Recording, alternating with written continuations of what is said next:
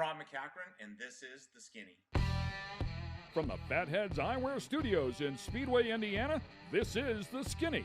Brought to you by Toyota, Rhino Classifieds, General Tire, and Dream Giveaway. This segment of The Skinny is brought to you by General Tire. It's more than just a slogan. Anywhere is possible with General Tire. General Tire's Grabber X3 mud terrain tire offers aggressive styling and is engineered for durability with innovative performance features that are ready to carry you through extreme mud, dirt, and rock-covered terrain.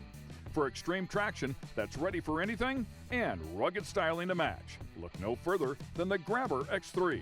Make your anywhere possible by visiting GeneralTire.com today. Welcome, ladies and gentlemen, to The Skinny here. Once again, I am joined by Will Robinson, I'm guessing. I'm not real sure who that is, to be quite honest with you. Maybe this is a space dude because it looks like I'm in here alone today, but that's okay. The guest that's going to join us here this week is spectacular. A longtime friend. He's been racing for a long time as well. And in fact, I'm going to bring this up to him. I think it's near 50 years. He's coming up on 50 years if my homework is correct here, but we'll confirm that. We have a legendary racer. His name is Rob MacCachren, who will join me. He's in Las Vegas, Nevada at home, so he'll be joining me via the interweb, if you want to call it that. But it's great to have him with us. He is fresh off of yet another Baja 1000 win. Mr. Rob MacCachren, thanks for joining us, brother. Thanks for having me. Yeah, it's been a lot of years, Ken, but it hasn't been 50. We're right at 40 now. So I guess that's good news, though. It's giving me 10 more to go.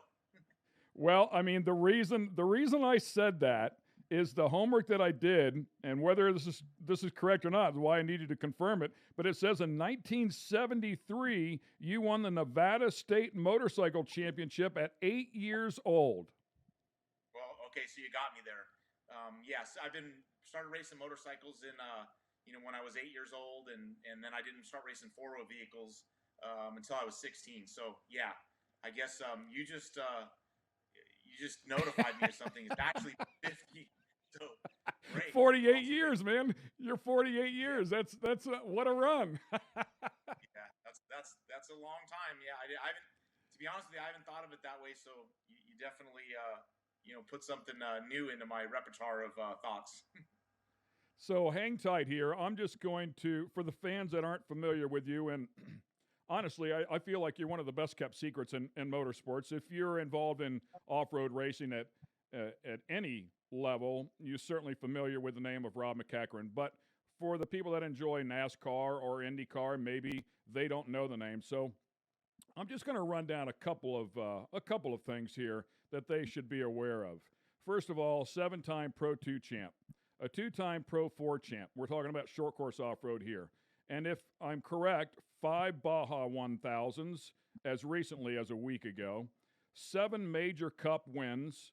When we're talking about the Potawatomi Cup, Borg-Warner Cup, he has 7 of those. One of only 3, by the way, to win a Cup in either a Pro 4 or a Pro 2, primarily Pro 4, 6 of those 7. Over 200 career wins. In fact, had 200 career wins. They celebrated it in 2012. I believe safely, even at that time, was more than 200, probably in excess of 250 or 60 now. 150 plus in short course alone. I mean, I've got 131. That's just in Pro 2, Pro 4. Doesn't count any of the buggy stuff that you've won. Over 20 championships. 2011 was inducted into the Off-Road Motorsports Hall of Fame. Has raced in the Mickey Thompson Series, the Coors Series, Score, Soda, Best in the Desert, and literally just to name a few. Nevada Sports Writers Association top off-road driver, and for their Competitor of the Year, Driver of the Year awards in Score, HDRA and Score's Driver of the Year award, the American Auto Racing Writers and Broadcasters Association award 3 times, 2007 BF Goodrich Tires Motorsports Person of the Year, 2007 Dirt Sports Magazine Driver of the Year. I mean, the credentials and accolades just go on and on and on.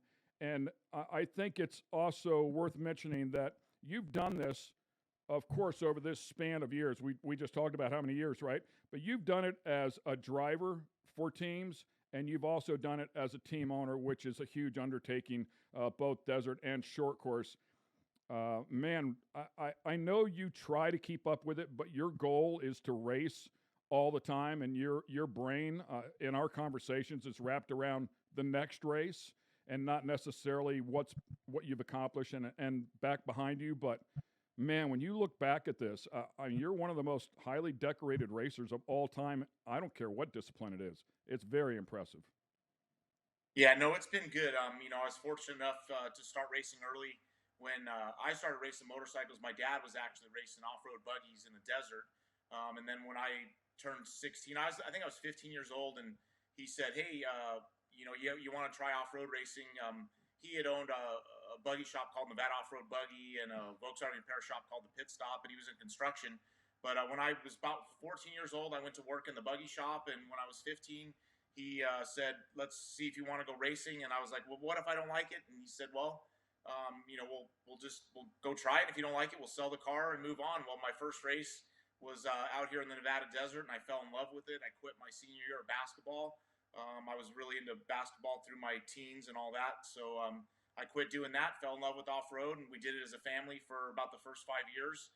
And then I got picked up by Walker Evans with Jeep and Goodyear tires, and started racing for them. And from there, it just barrel rolled into moving on to Ford Motor Company and the BF Goodrich Rough Riders team. And, I've had where I've driven for other people, like you said, and where I've actually had to start my own team and run my own team for a few years. So it's went back and forth all the way, through the years. And more than recently, I've been running my own team racing, the Score Series, the Lucas Series, who are not racing anymore. And, so it's really gone back and forth and enabled us to run in a lot of different places, a lot of different series, and acquire, as you said, there's quite a bit of different, types of racing that I've done in the desert, short course and stuff. And we've been able to get quite a few wins racked up. So what I'm hearing from you is this made sense to you very early on. And what I mean is, as a driver, when you put the helmet on, you got behind the wheel, did it all just seem to make sense? Did it come pretty naturally? Or was it really a craft that you were a little bit behind in the beginning and you really had to work at it a bit? Well, I think, I loved, we lived out in the desert in Las Vegas, and ended up, riding BMX bikes and race BMX. And, again, back to race a little Indian 50 when I first started in the desert, racing that, and with my dad racing, and so on and so forth. And then being with VWs all the time.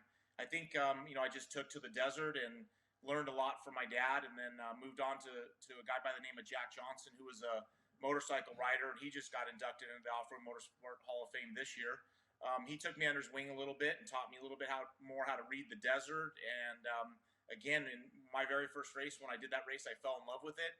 And always trying to do better, to go faster. A lot of those off-road races in the early days, especially here around the Las Vegas area, were multiple laps. You race, maybe 10 or 12 laps around a 10-lap course or 10-mile course. So every time you come around, it's like I wanted to go faster. I wanted to try to clear that ditch or whatever it can be. And it got addicting, honestly.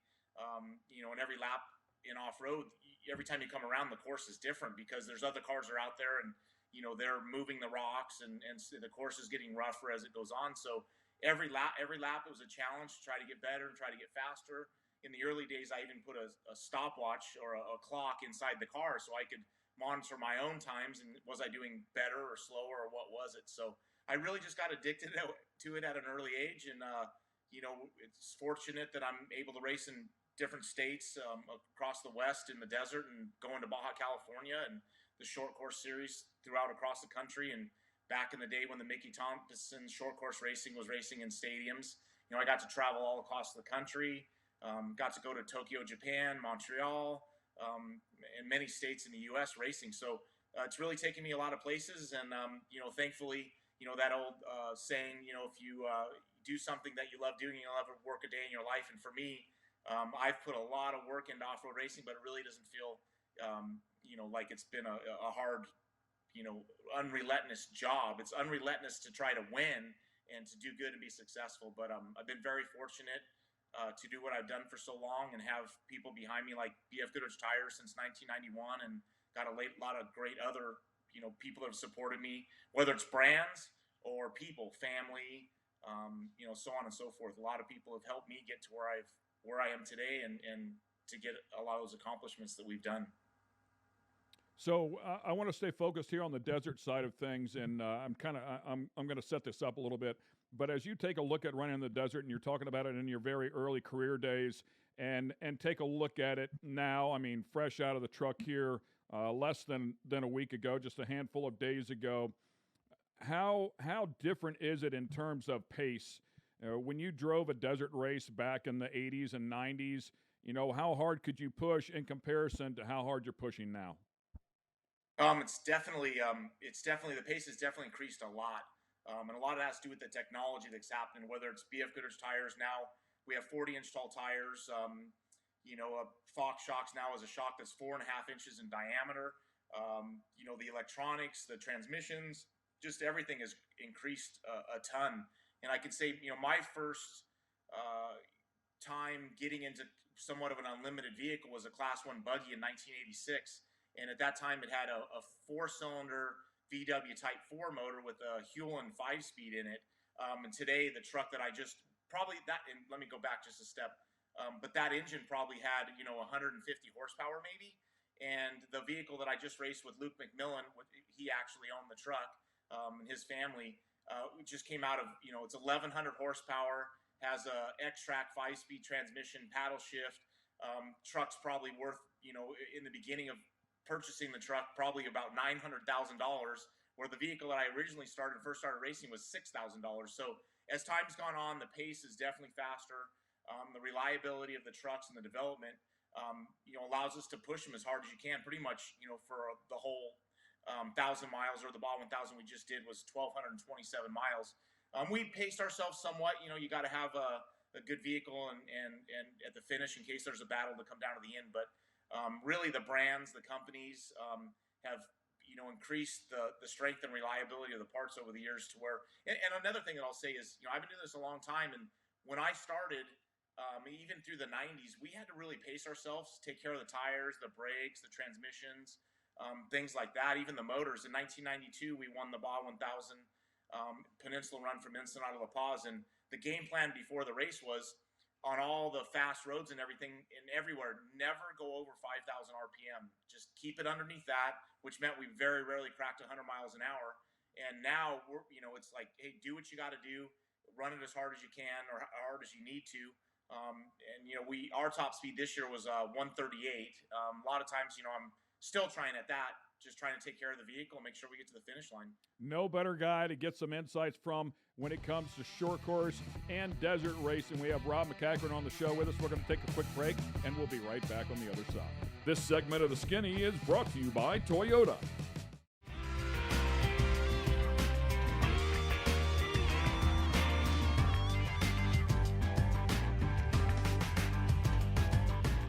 This segment of The Skinny is brought to you by Rhino Classifieds. Tired of all those ads and random stuff that shows up when you're looking to buy or sell your car parts? Rhino Classifieds was created just for you. Welcome to a streamlined buying and selling app created by racers for racers and race fans. Modified cars, classic cars, race cars, that special big block you need, the trailer to move your baby around the country in. We got you at rhino.co.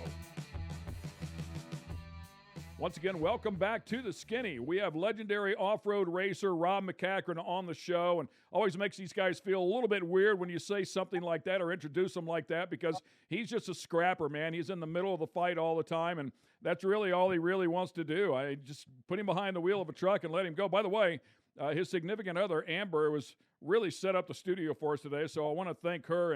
And Rob, she said that you are good at one thing, and then she followed that up by saying you're a pretty decent driver as well. So hats off to you, brother. Thank you. She's always been along by your side there, at least as long as I can remember. We talked about you working at your craft, and last thing we were talking about before the break was the pace of desert racing from the time you started until the time that you just finished here a few days ago. What I want to find out from you is how that transitioned into short course racing. Where did the racecraft come from? Because as you know, it is It's off road, but it's two totally different styles. So you're in a discipline where you started off where you have to take care of the car and pace yourself to a large degree to make it to the finish line, and then you go into short course off road racing. It is foot on the floorboard, everything you can get out of it for 15, 16 laps. Side by side with a number of other trucks flying through the air. It's just absolute controlled chaos, if you will. But how long did it take for you to develop a love for that side of the sport and to develop your racecraft there? Yeah, well, starting out in the early '80s in off road, and when I started to drive for Walker Evans was the first time I raced the Mickey Thompson Stadium Series, and it's definitely two different mindsets going into the race. Off road was more like an endurance race, and you need to get to the finish line. The races were anywhere from 250 miles to 1,000 miles, where, like you said, short course can be 15, 16 laps. You're only out there about 15 minutes or so, and you got to get it done once they throw the green flag. So it's definitely a different mindset and what you need to do. Short course, when they throw the green, you got to get it done now. You need to take chances, and you need to try to get to the front to win the race. Where desert, you have a lot of time. You got to be patient. They're both difficult, and I guess in a way I'd say the desert, is more difficult to control yourself. You got to, you want to win, you want to go fast, and that's one of my analogies that I have for off-road. There's a lot of the people that do that. They get in the truck, put their helmet on, and then they throw their brains out the window. And that's what you need to do for short course, really.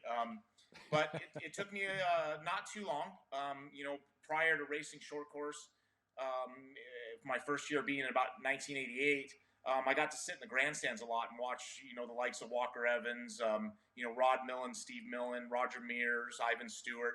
I sat back and watched those guys and studied, and again, like I said earlier, when I started this, I fell in love with the sport. So I became a student. I wanted to learn as much as I possibly could. I wanted to watch what they're doing in the pits, listen, do everything I possibly could to get better. But yeah, getting involved with Walker Evans and racing the Mickey Thompson Series was definitely a highlight of my career. And, going to basically go balls to the walls right from when they throw the green was what you had to do. And also, through my racing career, I also learned, championships in the early day was very important. It wasn't as important as winning races, although winning was important. But, so you needed to, in both disciplines, really, you needed to, go when you can, but be careful not to make a mistake, take yourself out to try to get that championship. If time has gone on and the years have gone on, and it also has a little bit to do with why the pace has increased in the desert, it's all about winning the race. It's not so much, championships mean some, but nowhere near what they used to in the early days. So now all the younger guys that are coming in, they want to win the race. They don't care about the championship for most of them. Some of the brands, obviously BF Goodrich and for me cares about winning that championship. It shows, reliability, longevity, things like that. But yeah, I really loved racing short course racing and two different mindsets. And when I explain it to somebody, I pretty much use the word desert as endurance racing and short course as a sprint. Yeah, Cameron Steele, we had him on the show here a couple of weeks ago, and he said something I thought it was the best fit that I'd ever heard for trying to win a desert race. And he said, you have to go just slow enough to win. And I was like, wow, that actually makes a lot of sense. Yeah, that's funny he said that, because that's one of the phrases that I feel that I say is that's when I first started, I wanted to win them all. I wanted to win by an hour, and I'd end up blowing it. Sometimes I'd end up, clipping a rock, getting a flat tire, or crashing, or whatever it may be. And just one of the phrases that I've coined in my racing career is that, go as slow as you possibly can to win. Yeah, great stuff. Well, it wouldn't surprise me if Cam didn't maybe rob that one and throw it out there. It's a pretty good one. As we talk about short course, we talked about desert and backing the pace off, and I felt like short course was the same way. Even when I came into short course around 2002, I would watch you guys, you and the Baldwins and Renazetter, and all the gang would go in there, especially in the Pro 4 category. I guess I would refer to a little bit more, where they had to take care of the equipment. I mean, at any given time, it seemed like there was something left in the truck. I mean, the first one that comes to mind would be Carl Renazetter. The last two laps of the race, it would be like a completely different truck than he had raced the entire time. And it was because he felt like he needed to go. If he was in a situation, he needed to go. And there was something left in that truck. And as we progressed forward in short course off road racing, towards the end of the Lucas Oil series, I will aim towards. There were people like Brian Deegan, who nearly closed out the season with a perfect podium schedule, which you just didn't see that in the past. And again, I guess because technology has come along to try and help keep those trucks together, but how hard you guys push them or can push them in comparison to what they can take has that window has become much closer, and it's an incredible thing to watch. Yeah, absolutely. And you pretty much hit the nail on the head. The technology, that's happened over the years and making the stuff better, and whether it's transmissions or drivetrain, gears, motors, just everything has increased a ton since the beginning of short course racing till the end. And again, back to my statement about the kids, when the younger guys got in, they went crazy right from the green flag, and it's like the older guys are like going, hang on a minute. It's kind of like the old bull in the field out in the pasture, just wait until the end. And it pretty much came down to you can't do that. You gotta go. So the brands, again, whether it's BF Goodrich, Fox Shocks, Kevin Croyer building my motors, transmissions, gears, all that stuff had to be reliable. And over time, your smart guys, the engineers for each brand were making stuff better. And whether it would be beadlock wheels and just all the little things that you learn from the beginning of this type of racing till the end, everything got better and better and more reliable, which meant there was more people battling at the end because of that. Yeah, I'm also blown away as well. I mean, in short course off-road racing, typically, I think the Pro 2s and Pro 4s, back when they had the unlimited motors, would make a little more power than the trophy trucks would, or the Class 1 cars, I guess really trophy trucks now. You'd hear the trophy trucks at about 700 horsepower or so because they wanted them to live during that entire run.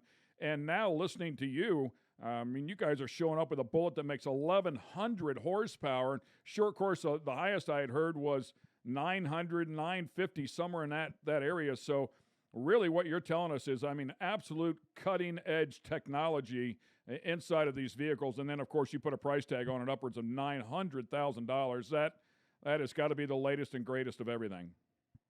Yeah, the big block engine. I was actually, this morning, I was at Croyer Racing Engines. My trophy truck that we're racing in the Mint in about 2 weeks here in December is on the chassis dyno. Later today, we'll go out and shake it down. But just sitting there speaking with some of the guys that build the motors there and, congratulating them. We ran Croyer Power at the Baja 1000 in Luke's truck and ended up winning with it. Has an X-Track transmission in it. But that motor's, the big block motor's about $75,000. The X-Track transmission, from what I understand, is about $75,000. And that's where you get into these numbers that I'm quoting, $900,000 for an all-wheel drive trophy truck. But, that truck, the sensors, for an off-road truck, we have speed limiter on the highway. So we have speed limits on the highways where we can only go 60 miles an hour. And the speed limits in this truck is just like the one in the car. Basically, in our vehicles that we drive on the street, push a button, speed limit 60, let off the throttle pedal, and it'll just take you and keep you right there at 60. Luke McMillan's truck also has cameras on it, where there's a camera in both side mirrors and a camera out the back. So, for instance, how we use that is if you happen to have to back up, you can look in your cameras. If you get a flat tire, the co-rider jumps out.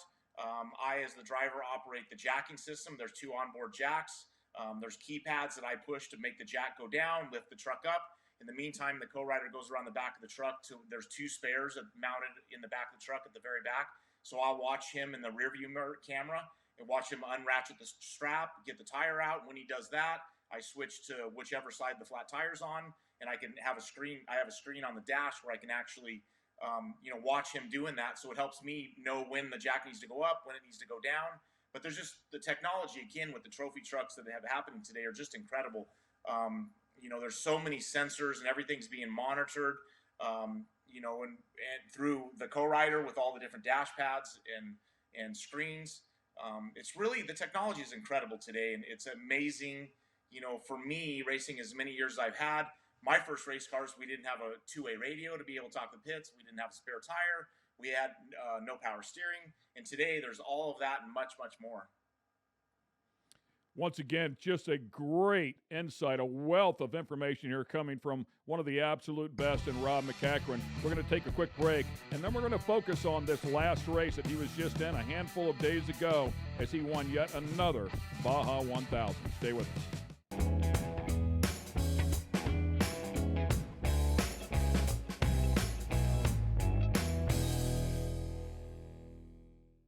This segment of The Skinny is brought to you by Dream Giveaway.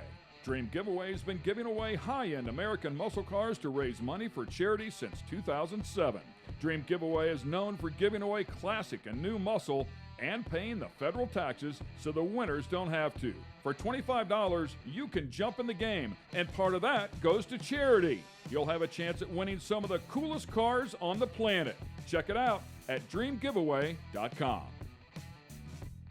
Welcome back once again to The Skinny. We have a great friend out there in Las Vegas, Rob MacCachren. I've had the pleasure of calling his races for a number of years and watching him do what he does. One of the smoothest of all time behind the wheel. And when you put him out on the desert, he definitely knows what it takes to get it to the finish line and win. He proved it just a handful of days ago as he won his 5th Baja 1000. It's one of the big ones, and these guys really want to win the 1000s that are in excess of 1,000 miles. And, Rob, this was one of those special years where you guys got to go the distance.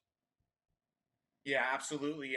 We were fortunate enough to get our first Baja 1000 win in 2007 with Mark Post, driving for him. And then 2014, 15, and 16, we did 3 in a row with my own team, driving my own truck with 2 guys different each year, but Andy McMillan and Jason Vossa drove with me in those years. And then this year, earlier in the year, Luke McMillan reached out from the McMillan Racing family and asked, if I was interested in racing with him.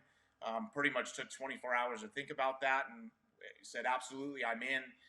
Luke McMillan I feel like he's a young me. He's very, interested and doing everything he possibly can to do better. So I was obliged to be offered to drive with Luke this year and the whole McMillan team. And we basically started about 4 months ago putting the game plan together on how to win the race. I ended up starting the race, driving the first 633 miles. We pretty much had a flawless run.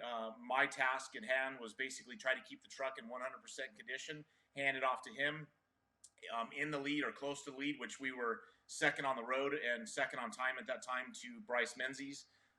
Luke got in the truck and pretty much right away took over the lead in the race in the first physical position and on time. Bryce had lost an engine about mile 638 or so, somewhere around there. So from that point on, Luke was the first truck on the road all the way to the finish. And he had about after Bryce went out, he had about a 11-minute lead, and it slowly just increased all the way to the finish. And I think we ended up beating the second place trophy truck by about 32 minutes. But the plan, we used both teams, the McMillan team, the MacCachren team, to culminate, to put this race in. And some of the numbers, it's interesting, a lot of people don't know, but the race course was 1,227 miles long. We had 7 fuel stops where we pretty much stop, add anywhere from, at this race, in hindsight, we added anywhere, one of the fuel stops was as little as 45 gallons added in rear tires. Other fuel stops added 85 gallons of gas. We do that in about 30 seconds to a minute, depending on if anything else needs to be done or drivers change. But the race went flawless. Luke increased the lead all the way to the finish line, winning by over 32 minutes. And zero problems with the truck. And it's a testament to the McMillan team that put the truck together for this race. And, for me, I raced against Luke's dad, Mark McMillan, since the 80s. And, they've done a great job with, basically dotting their I's, crossing their T's, things like that, to put a winning program together. And, again, I was honored to be asked to race with them this year. And, definitely what a great feeling, to be able to win it with the McMillan legacy. Yeah, and, you talk about the truck was perfect. I think fans out there that are not part of the sport need to understand as well that everybody really thought that a four-wheel drive truck would not be able to make it the full distance. I mean, and whenever I say that, I'm talking about colleagues like Cameron Steele. Not that they wouldn't be able to make it, just didn't know if they would make it under full power or full steam without something going wrong to the truck. So they felt like the reliability of the two-wheel drive truck might be an advantage in that area. But you guys managed to get it done in an all-wheel drive truck, and it's a ton of technology that has to be put to the test for sure, but there's a lot of extra moving parts and pieces in an all-wheel drive machine. Yeah, no, absolutely right. To explain a little bit about the design of the truck, it's a Mason Motorsports truck. It's a big block mid-engine truck, so the engine is basically right behind the driver and the co-rider. In between us is an X-Track transmission. Then there's drive shafts that go to the front differential and transfer case, and then to drive the front, the outside has portal hubs, so you can get more wheel travel. So the axles go into the hub on the outside, and then there's gears in there that drop down to drive a little bit lower. So you're gaining ride height and wheel travel out of the front. From the front transfer case, which is also the front differential, now there's drive shafts that go all the way to the back of the truck to the rear end. Again, 1,100 horsepower, 5-speed transmission, BF Goodrich 40-inch tall tires, and on and on and on. There's just so much. And the fuel cell's all the way in the back, holds about 105 gallons, 2 spare tires in the back. I explained the jack system earlier. There's 2 onboard jacks, one on each side of the truck that'll lift up completely that either side, whether it's the driver or passenger side of the truck, it'll lift up the whole truck. The radiators for the engine water cooling are in the back window. There's coolers in front of us up by the front bumper. The lights, there's, I don't even know. I wouldn't be surprised if there wasn't over 30 different separate lights that were on the truck across the front bumper, and then above our, on the front of the hood, or excuse me, the roof, more lights. But with that being said, in the daylight hours, we had a helicopter chasing us for safety and also relay. When the sun went down, we had an airplane up in the air being able to do relays. So a lot of times on the peninsula, you could be 50 miles from any of your pit crew or pit people, and that's if you're lucky. We had the McMillan and team, and with help from some of the MacCachren tasks, we had probably over 100 bodies at this race spread up and down the peninsula. There were 7 fuel stops, and within each of those fuel stops, there was anywhere from 10 to 15 people. We had about 10 chase trucks that had, anywhere from 2 to 4 people in each of those, and chasing us the whole peninsula, which on the highway, it's about 850 miles. On the race course, 1,227, but we weave from the Pacific side to the Sea of Cortez, back and forth, all the way down the peninsula. So it's definitely a major logistical planning. Back to, Luke made most of the plans. He bounced stuff off of me and tried to figure out who's going where, when are they going, how are they going, and also as we pre-run, and both Luke and I spend anywhere from 10 to 15 days down there pre-running, but we have to make sure that the chase trucks can get down the highway as fast or faster in a safe way to beat us from spot to spot to spot. And as the years have gone on, I think we almost average 60 miles an hour at this Baja 1000, which quite possibly could be the highest mile per hour average that there's ever been.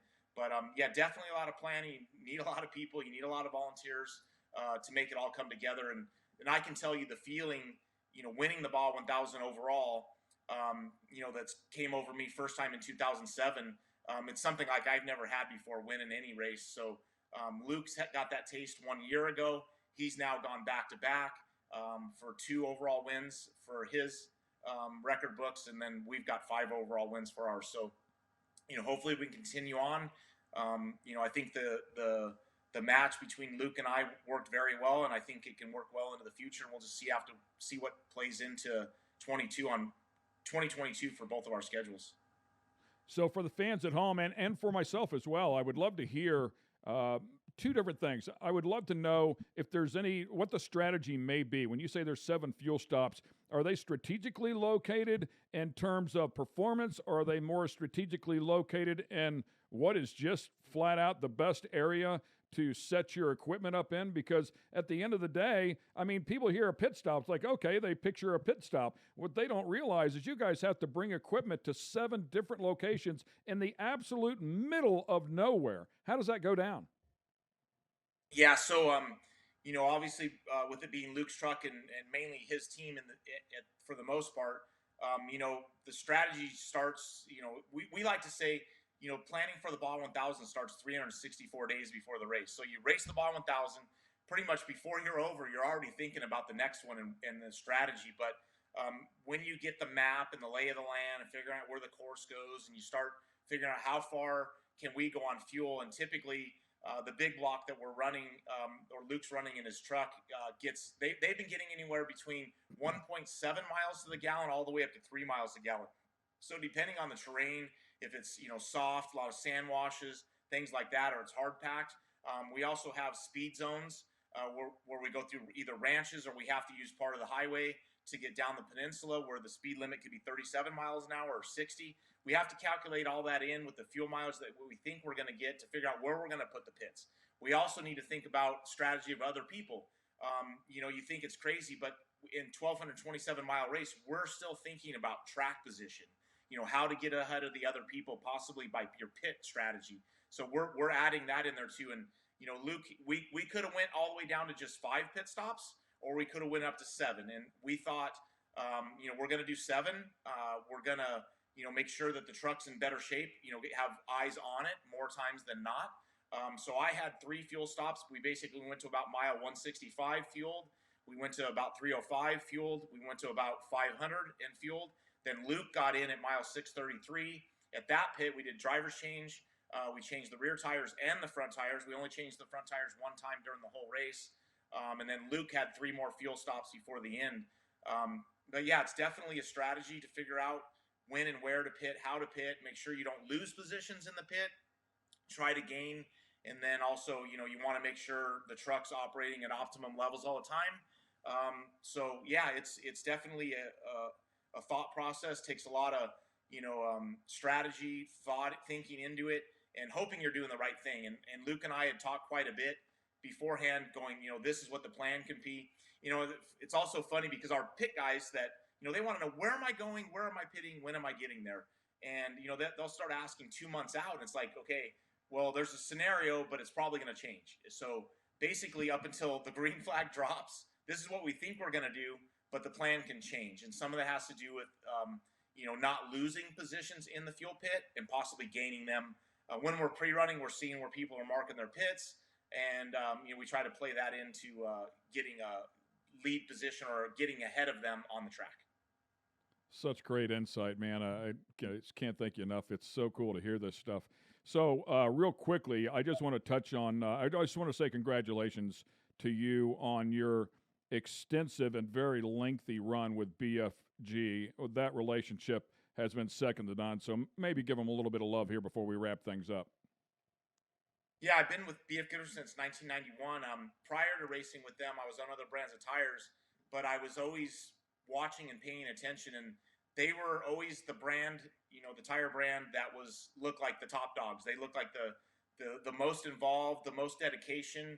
And my parents taught me at a little age, if you want to be successful, surround yourself with people that also want to be successful. So throughout my career, I've done that, and BFG and I pretty much have made a relationship in 1991 together, and I've been with them ever since.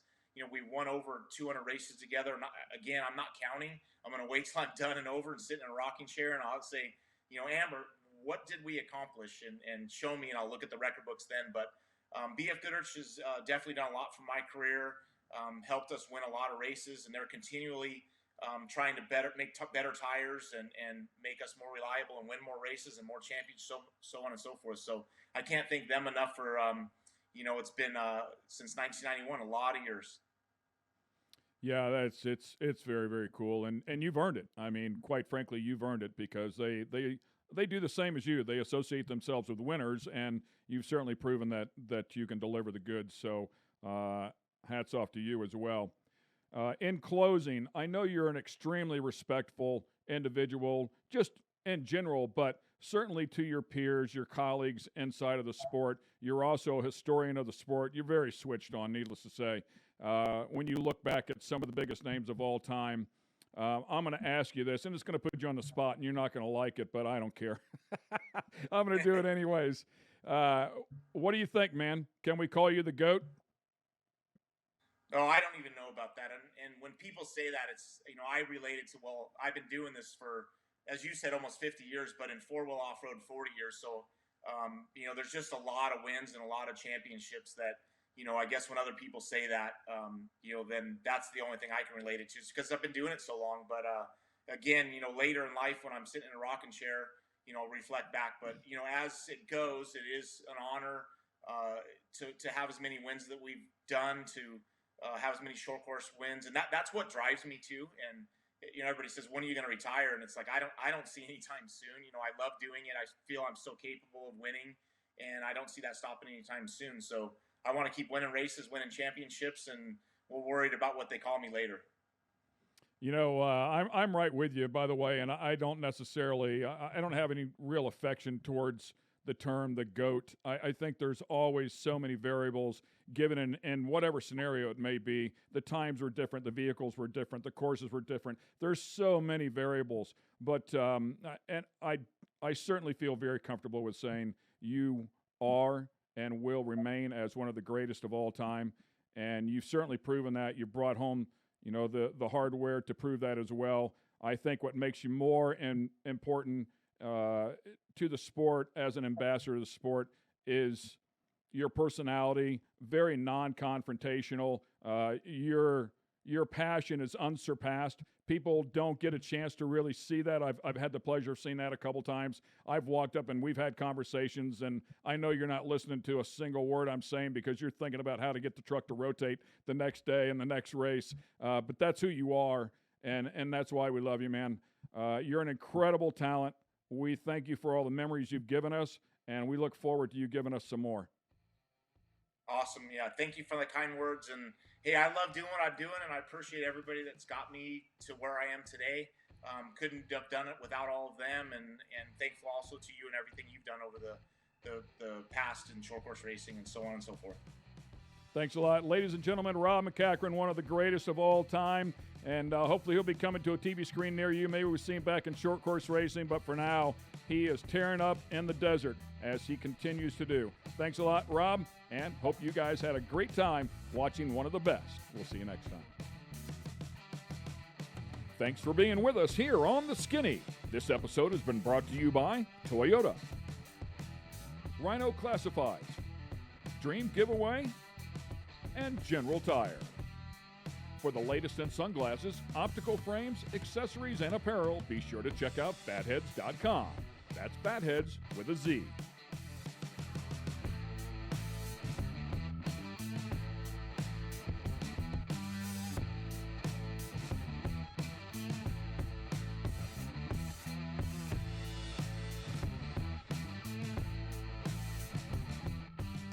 Production facilities provided by Fatheadz Eyewear Studios.